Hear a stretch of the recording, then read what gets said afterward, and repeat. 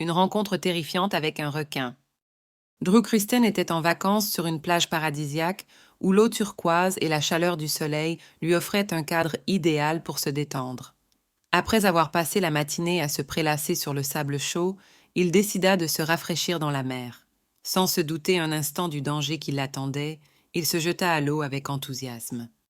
Alors qu'il nageait paisiblement, quelque chose attira son attention.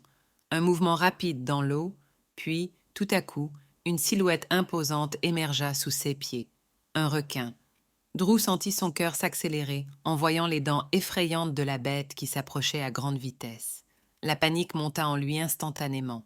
Il essaya de nager plus vite, mais le requin le suivait sans relâche. Alors qu'il se débattait dans l'eau, un bruit de moteur déchira l'air.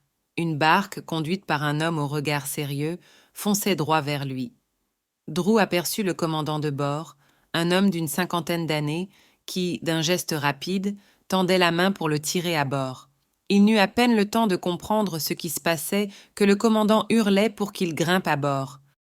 À peine Drew s'était-il hissé sur la barque que le requin passa à quelques mètres d'eux, ses dents blanches brillant sous la surface. Le commandant de bord, l'air un peu agacé mais rassuré, lui lança alors: Heureusement que je suis passé par là.